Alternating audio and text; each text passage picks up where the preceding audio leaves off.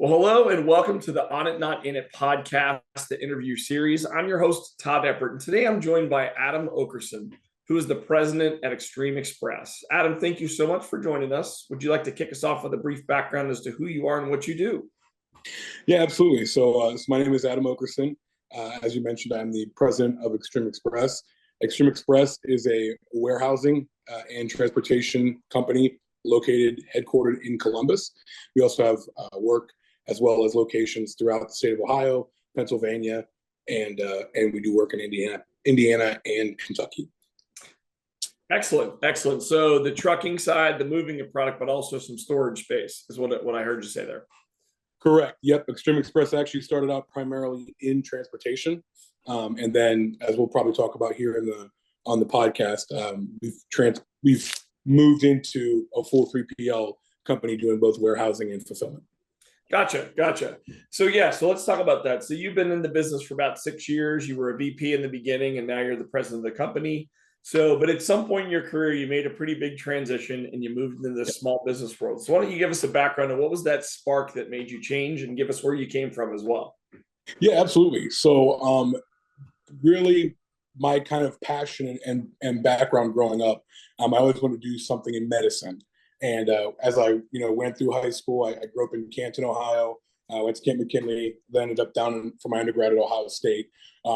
Worked 4 years there, got my undergrad, then went and got my master's actually in public health at Kent State. So the intent was kind of, wanting to work into medicine and then wanting to help as many people as possible. And I kind of transitioned into the public health role. From there, I ended up actually working in Akron, Ohio. I was working in a health department. I worked there for probably about 2.5 years. And really kind of, there was a ton of amazing people there, a ton of great things that were going on, but I always kind of felt like something was missing. And I always kind of felt like, is there a role where I could do a little bit more? So actually my business partner and my mentor, actually, who's a phenomenal guy, we were actually out to dinner one night having a discussion, and he presented this opportunity of, hey, I have this small transportation company. It's been around since 2014. It's got 2 trucks, and we were looking for someone to kind of take over the role. I think you'd be great for it. And of course, my, first inclination was, I have, really no experience, things like that. But I also said, my real goal is to help as many people as possible. And from there, he had mentioned to me, well, what's the best way you can help people? Create jobs, offer people an opportunity to really, grow in their community and give people a way to really live. And so that was enough for me. I left that dinner that night. I called my now wife and said, hey, I'm leaving the public health space, leaving the government job at the health department, and I'm going to run a logistics company. And she asked me how many people are there. I said 2, and she said, oh, so you're going to be a truck driver? And I said, no, I'm running this company. And she was like, so you're running 2 guys and 2 trucks? I said, absolutely. And the rest is history. I ended up moving down to Columbus. We've had unbelievable growth, been very, very blessed, and we have an amazing team, amazing leadership, and it's just been an absolute pleasure to really go from that day in 2018 to where we are now. Excellent. Thanks for sharing that. So do you mind sharing how many trucks and how many employees you have today? Yeah, so we have currently right now we're at around 75 to 80 employees that we have. We have at our highest we've had almost 200 employees at one time. Obviously, with the change in the economy and things like that, and us positioning ourselves and moving things around, we've definitely seen a change. But one of the things that we've always remained, conscientious of is trying to really take care of our employees and really trying to make sure that, we're always thinking about that growth and how we can continue to maintain a strong, healthy work environment for those employees. Yeah, I love that. Thank you. Thanks for sharing that. I really appreciate it.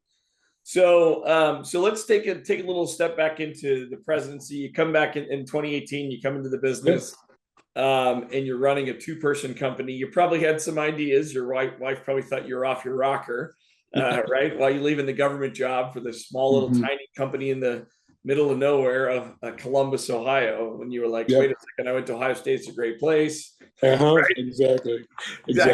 So, but you probably had like a list of things, like some expectations. Maybe they were mental or maybe they were written down. So can you share with our listeners some of the things that you expected, and maybe they were misconceptions and they turned into reality, and then you had to deal with those things. Can you talk a little bit about that?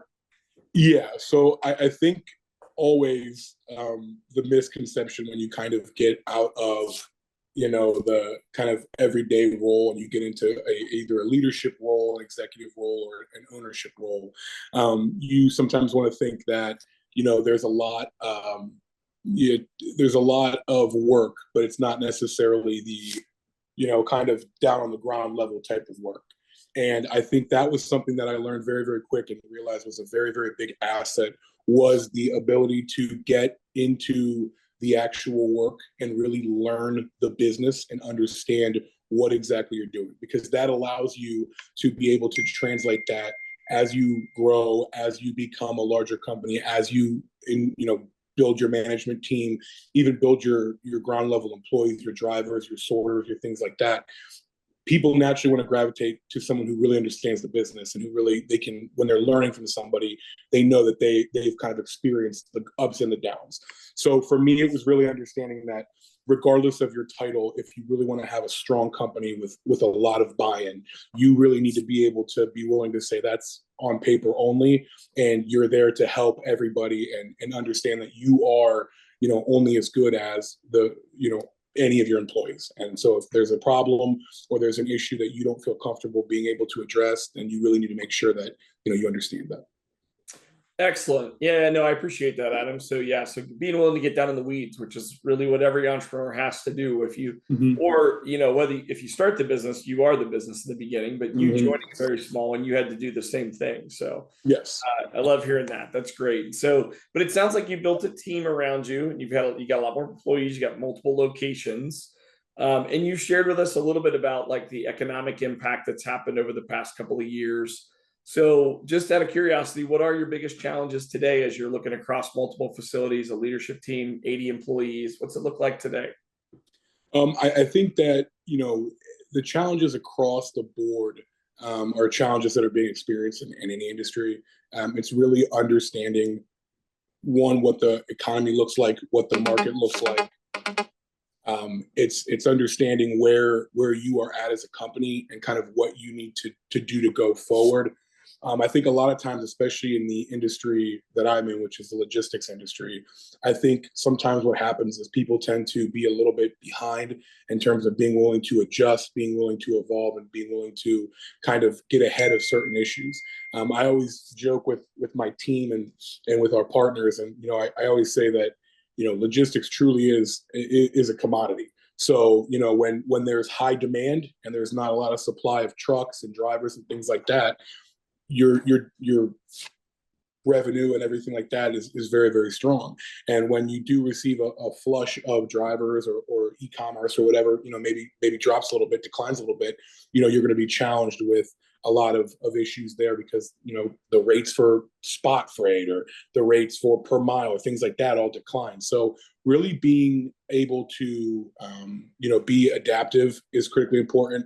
The other thing that I would always tell people as well is that in this market, as anyone has seen, there's a ton of job growth that's happening. There's a ton of opportunities for people to get involved in organizations, to get jobs, to be employed. And I think it's very important as an organization to really understand that and really make sure that you're putting your best foot forward for employees. You really want people to feel like, I'm not just coming to collect a paycheck. I'm really coming here and I'm trying to be a part of something that's going to be a little bit bigger and something that I can really kind of put my foundation down on and expect to be a part of. And we've definitely had some changes. We've definitely had to make some adjustments due to some of the economy, kind of the things that have been presented ourselves, challenges that have presented ourselves in the economy. But it's always very important for my management staff and myself and my partners to really understand that we want people to feel like they can come here and they can invest their time and their effort into our company and feel like they're getting something out of it. So I always really try to tell everybody, there's an old comment in an Office episode where the manager comes down and he talks about it being a reverse pyramid and how the guy at the top is actually the smallest portion of it, and everybody at the ground level are the ones at the top who really engage customers and make the company go around. So really always making sure that we're doing that and having that in our heads is really critically important for us, and a challenge that you will always have with management staff and everybody alike. Excellent. Thanks for sharing that with us. So it sounds to me like the challenge that the biggest challenge you have right now is really making sure your team is growing and staying innovative. And so you've used the word adaptive, innovative a few times over the past just 15, 20 seconds you were talking. So do you have any specific strategies that you employ there? Because I mean, the world is constantly changing. You dealt with the pandemic during your work there, but right now we're dealing with AI. We've got a lot of stuff coming at us all the time. So what is it? Do you have any specific strategies that you do employ at the company to stay innovative? Yeah, the biggest thing that I always really try to keep myself held accountable for is listening to the team that you put together. I think that, especially in our industry, automation is very big. It's happening in warehousing, even self-driving vehicles. I mean, there's a ton of things that are happening now in the industry with self-driving vehicles, and people are utilizing them through different corridors in different states. People are utilizing them for different opportunities. There's different technology where, one is just an autonomous vehicle driving one, pulling freight behind a trailer in one instance, and there's other ones where there's a driver who's pulling autonomous trailers behind it, and there's multiple trailers almost in a train along the road. And so, these things are very, very exciting, and there's technology that's always coming in. But I think it's really important for you to trust the team that you put together and really understand that, it's not necessarily your job as the president or the owner or anything to be or to pretend or act like or anything like that to be the most intelligent person in the room. Your managers are on the ground.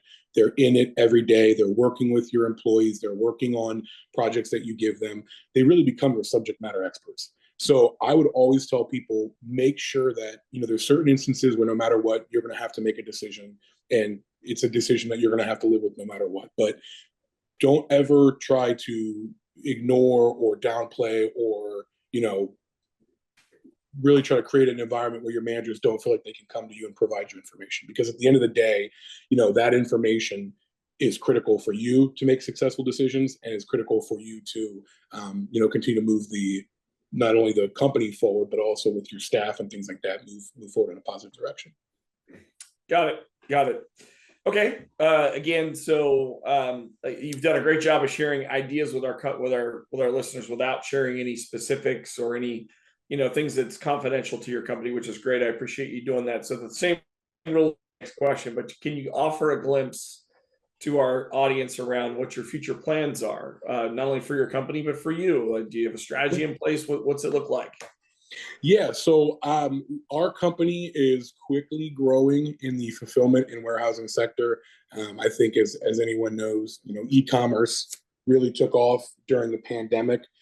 Had a little bit of a lull, but is now really growing again in the space. And it seems like every year people are looking to get their stuff. First it was 2-day shipping, then it was same-day shipping, and now it's, in some instances, it's an hour when something's coming. So we've been very, very fortunate to work with a number of great partners and great companies as we've expanded into the warehouse space and in the fulfillment space. And we've actually just finished on an 80,000 square foot warehouse in Columbus, an extension of our original location, and we're looking to add another 70,000 square feet as well. So we're really looking to grow in that space and look to take what we've done in the transportation side and be able to offer that to some of our internal customers in the warehouse. So the next really glimpse into the future for where Extreme's going is how can we optimize and how can we, really gain maximum efficiency out of all the things that we're doing. And so I said, you always want to have, a number of different things that you're working on so that it's an ebb and flow, right? So when maybe transportation itself is down, warehousing is up, and that you want to create a system that really kind of supports one another and creates a very strong foundation. So that's what we're doing right now, and we're really excited about the prospect of what that looks like here in the next 6 to 12 months.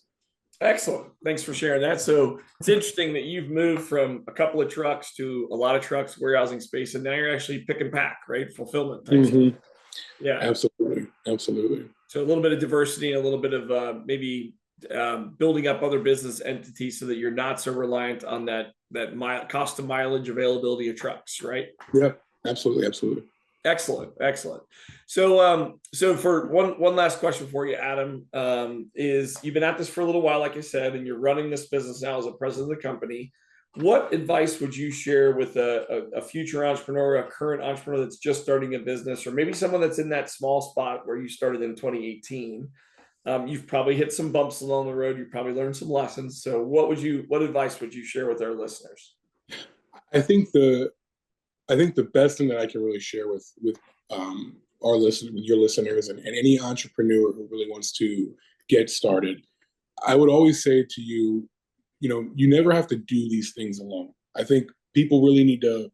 I think you see a lot of things on the internet. You hear a lot of quotes. There's a lot of things that go around where, it's the situations that talk about, being an entrepreneur is like, just jumping off the cliff or diving in and things like that. And I think that there is a ton of that you have to do. And you always have to bet on yourself when you really, really want to go into true entrepreneurship. But, I think that there's always opportunities that will present for a person to be able to, take that leap of faith. And in that opportunity, there are people who have provided that for you, or there's an opportunity for you to do it.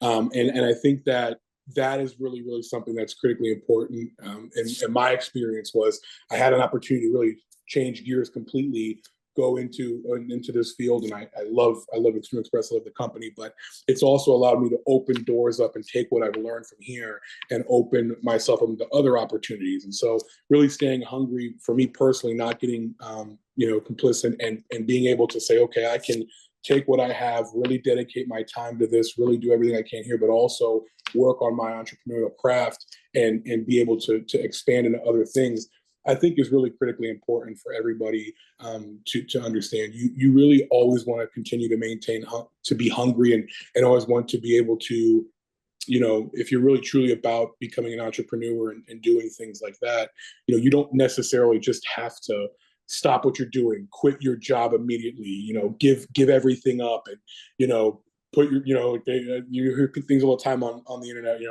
don't give yourself an option out, or don't give yourself this. You just got to do it. You know what I mean? Right. And I think in very small circumstances where that is very, very successful, you're going to hear that, right? But I think for most people, I would always tell them, one, it doesn't matter what age, what time, what field you're in, entrepreneurship is always something that is attainable. And it all starts at a different level and different scale. But if you truly have that passion where you want to work on something or have ownership of something or be a part of something, it's always out there. And I think that the other thing that I would tell people too is that, it doesn't have to be the picture perfect model of this. It doesn't have to be the picture perfect situation that you hear where, I had an idea and I said, I'm doing it. I, took a mortgage on my house and just went. There's opportunities for you to get involved, to really learn, to really hone your craft, and you can still achieve those goals that you're really wanting to do. So that's my recommendation to everybody. I think it's such an amazing, I had such an amazing experience, an amazing opportunity to learn, to grow, to be able to do it both as a president of a company, but also in other things that I'm doing now, and taking those lessons that I've learned and apply those. And I always tell people, don't ever be afraid of it. Don't ever think that you're not in a position to do that. And however that requires you, to do it, or whatever opportunity that you have to do that, whether big or small, don't be afraid to do it. And it's attainable. Awesome. Thank you. That's very encouraging for our listeners. Really appreciate it. So Adam, thank you so much for joining us today. I want to thank you for giving us your time, and we really enjoyed learning more about you, about your company, about your entrepreneurial journey. And to everyone listening, we'll see you on the next episode.